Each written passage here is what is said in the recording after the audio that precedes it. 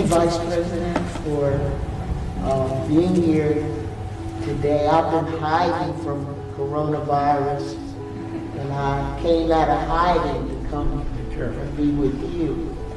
But I thank God for our President, Vincent Oliver, because what he has said is something that I said, I guess, maybe over 20 years ago when our young people were getting restless. We say that we are the voice of the voiceless, and we have kept them voiceless. That's the problem. They want to talk. They've always wanted to talk.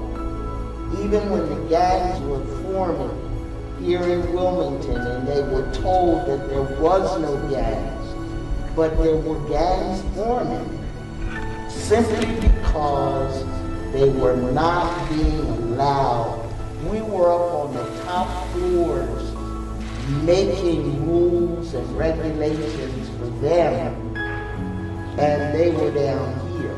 They want to be a part of the conversation. I grew up in the city of Wilmington, and what I'm so proud of him and you today is there's a lie across America, and that lie is told in Wilmington, and that lie is told in the projects, and today the lie has been upset. The lie is that white people don't care what's happening to black people, but today you proved it's a lie. We don't want to hear about looting and young people burning down buildings. We understand that's an outward expression of an inner pain, and we're not going to be fooled by that.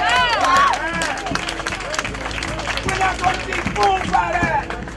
They send in these activists and lead the young people the wrong way, and that's why we're coming together.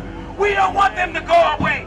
We want them to bring their energy into the movement of good people. Black lives do matter. Black lives matter. Hispanic lives matter. There is a systemic racism that has existed for 400 years, came out of Jim Crow and slavery because of the Willie Lynch scientific experiment to make slaves in America, and it still exists today. It did not end with Frederick Douglass. It didn't go away with Martin Luther King, but it's going to go away with this generation. So we've got to figure out a way. We must figure out a way, as Reverend Perry has said, to let these people talk. We sit around our dining room tables and we put everything together for them, and they don't have an opportunity to say yay or nay. I think the biggest problem that I made, I told them that they could talk the way that they always talk in the street. And some of the words I heard, I'd never heard before. But give them an opportunity to have something to say. And we as African Americans, I pulled up on my Instagram one of our clergy in the South. On this day, May 31st, 1921, whites rioted, killing 300 innocent blacks, $100 million in property damage, and 6,000 folk were left homeless. This is history.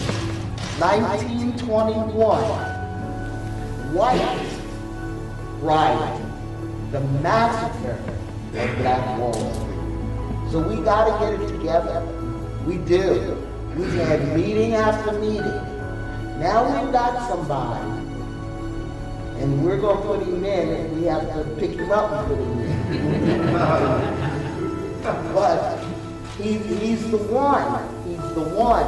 And so we've got to come together and stop talking. Talking is done. That's what's happened this weekend. Enough talking.